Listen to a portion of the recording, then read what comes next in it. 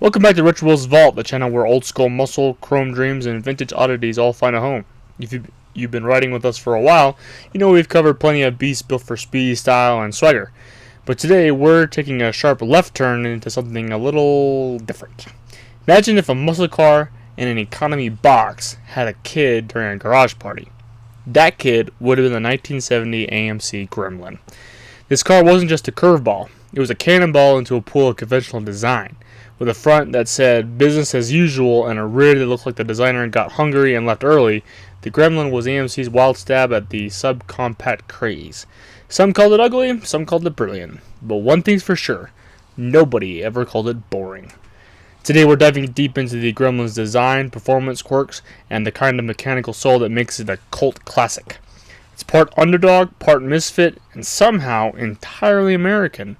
So buckle up and prepare for a ride that's short on size but big on character. This is the 1970 AMC Gremlin, and it's got a story worth telling. Now, the origin story to the 1970 AMC Gremlin is as wild as the car itself. Picture this. It's 1966, and AMC's design chief Dick Teague and stylist Bob Nixon are mid-flight brainstorming ways to compete with the rising tide of small imports. No drafting tables, no CAD software, just two guys, a cramped airplane cabin, and a conversation that would birth one of America's quirkiest cars. Teague, struck by sudden inspiration, perhaps somewhere over Ohio, grabbed the nearest thing available, an air sickness bag. Yep, the first sketch of the Gremlin was literally drawn on something meant for throwing up. His solution? Chop the tail off a javelin. Like literally. What if AMC took their sporty coupe and hit it with a digital shortened by 40% button? The result was a vehicle that looked like it had slammed on the brakes and left its trunk somewhere back on the highway.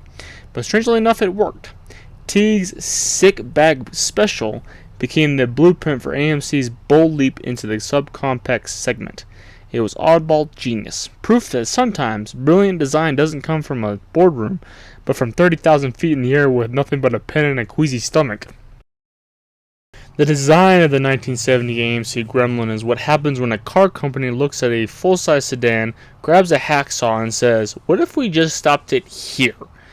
Built off the AMC Hornet platform, the Gremlin was essentially a Hornet with the rear lopped off, giving it a stubby, almost cartoonish appearance, like a muscle car that didn't finish loading in a video game. But that was kind of the point. AMC wasn't trying to blend in with the crowd. They were swinging for weird, and weird just worked. The car's signature camback rear end, flat and upright, wasn't just an aesthetic choice. It was a cost-saving measure that also gave the Gremlin its unmistakable profile.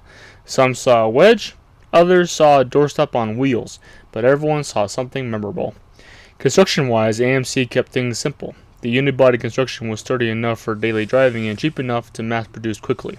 Sheet metal was shared with the Hornet to cut costs, and the Frankenstein approach made the Gremlin quick to build and surprisingly rigid. In an era of big curves and long hoods, the Gremlin was a square peg in a round world, but it wore its weirdness like a badge of honor. Under the hood, the 1970 AMC Gremlin packed more punch than its print-sized frame would suggest. While competitors in the subcompact market were busy pushing tiny four-cylinders that wheeze like asthmatic squirrels, AMC said, "Nah, let's give this little guy some lungs." Enter the inline-six engines. Base models came with a 199 cubic inch inline-six. Modest, sure, but more than enough to scoot this lightweight car around town without breaking a sweat. It wasn't going to win any drag races, sure, but it wasn't going to die halfway up a hill like some of its imported rivals. For drivers who wanted a little extra kick, though, AMC offered the optional 232 cubic inch inline-six.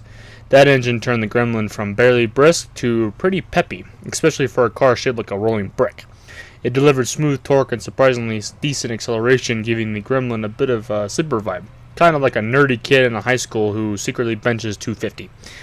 No, it wasn't a fire-breathing muscle car, but for a subcompact, the Gremlin had guts. And in a world of lawnmower-powered compacts, this little oddball came to the party with a real engine and a whole lot of attitude. When it came to getting power from engine to pavement, the 1970 AMC Gremlin didn't reinvent the wheel, but did give drivers a couple of straightforward, no-nonsense options to get the job done. The standard setup was the T96 3-speed manual transmission, a gearbox that felt like it was carved out of pure utility. It wasn't the slickest shifter in the world, more like stirring a bucket of bolts, but it was reliable and gave the Gremlin that classic row-your-own-gears charm. For drivers who liked a little grit with their commute, the 3-speed delivered the basics without the drama.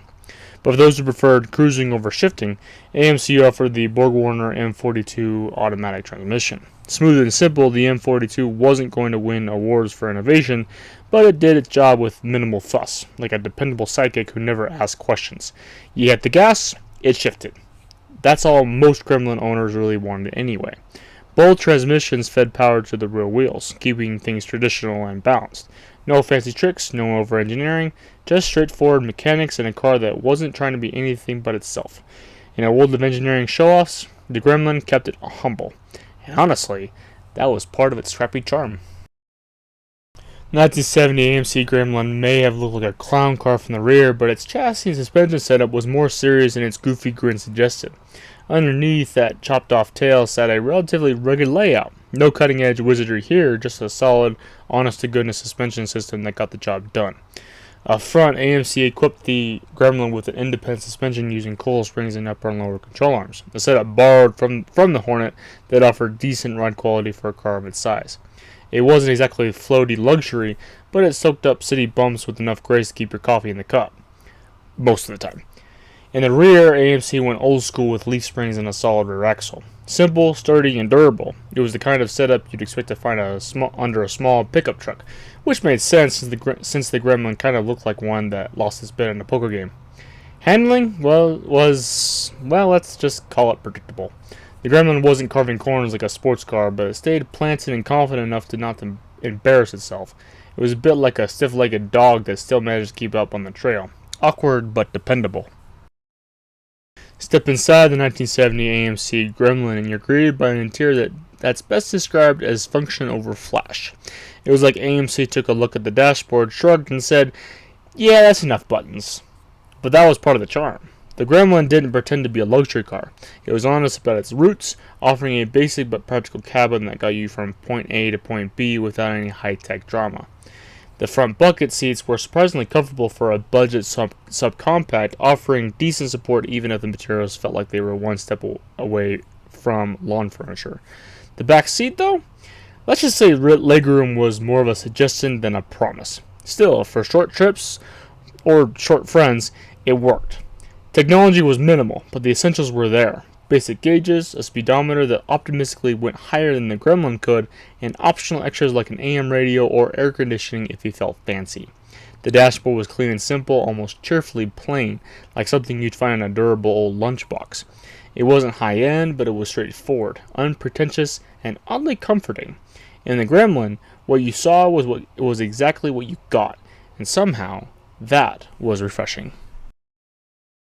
Out back, the 1970 AMC Gremlin sported the trusty AMC 15 rear axle differential, a no-frills tough little unit that did its job without asking for applause. Think of it as the blue-collar worker of the drivetrain world. Reliable, underappreciated, and absolutely essential. It helped deliver the inline-six torque to the pavement with zero drama and minimal fuss. You won't find limited sub-wizardry or performance tune ratios here. This was basic, bulletproof gear for everyday driving. It might not have had the flair of a muscle car setup, but it was sturdy enough to keep the Gremlin chugging along like a determined little underdog. 1970 AMC Gremlin was an automotive equivalent of a fun-sized candy bar. Short, sweet, and surprisingly satisfying. Measuring just 161.3 inches in length, the Gremlin was over a foot shorter than most compacts of its day. That made it a breeze to park, even if your parallel parking skills were more hope and pray than precision driver.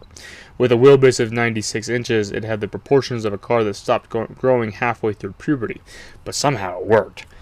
At 70.6 inches wide, the Gremlin had a relatively broad stance for its size, giving it some decent stability and road presence. And standing at just 51.8 inches tall, it had a low, squat profile that looked like it was always ready to pounce, or at least politely scoot away from a traffic light. Despite its compact frame, the Gremlin wasn't exactly featherweight. With a curb weight of 2,633 pounds, it carried a bit of a heft for its class, mostly thanks to the solid construction and larger inline-six engines. Still, it was light enough to feel nimble, especially in tight city streets. In short, the Gremlin may have been small, but it didn't play small. It was compact with a chip on its shoulder. The 1970 AMC Gremlin was a mixed bag, kind of like a trail mix with M&Ms and raisins. Some bites were sweet, others not so much. Let's start with the strengths. For one, the Gremlin offered a big engine attitude in a small package. While its rivals were wheezing along with tiny 4-cylinders, the Gremlin flexed its inline-six muscle, giving it decent power and torque.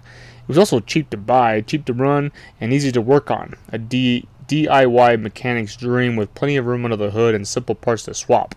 The compact size made it perfect for city driving and tight parking spots, and its quirky, unmistakable design ensured you were never mistaken for someone driving a Toyota.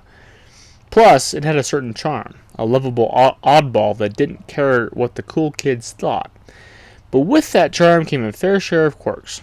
Build quality could be hit or miss, especially as AMC had rushed to complete this project. The rear seat was better suited for hobbits than humans, and handling was more casual wanderer than corner carver. Plus, it had a reputation for rusting faster than a shipwreck. In the end, the Gremlin wasn't perfect, but it had personality in spades. Love it or laugh at it, you never forget it. So there you have it, the 1970 AMC Gremlin. A car that looked like it was drawn on a napkin during a lunch break, but somehow still managed to hit the streets with swagger. It wasn't the fastest, the fanciest, or the most refined, but it had heart. It was AMC's quirky middle finger to the imports flooding American roads, a subcompact with 6-cylinder guts and a whole lot of personality. It was like the underdog in a high school movie. Awkward, misunderstood, but still kind of awesome once you got to know it. Sure, it had its flaws. The build quality could be as unpredictable as a vending machine, and the backseat was more symbolic than functional. But it stood out. It was affordable, and more importantly, it dared to be different. And in a world full of cookie-cutter cars, the Gremlin was a jalapeno in a bag of plain potato chips. What do you think? Was the Gremlin ahead of its time, or just a weird little blip on the radar of muscle and madness? Drop your thoughts in the comments. We'd love to hear from your take. Don't forget to like, subscribe, and hit that bell so you never miss a ride through time. Keep it loud and keep it classic.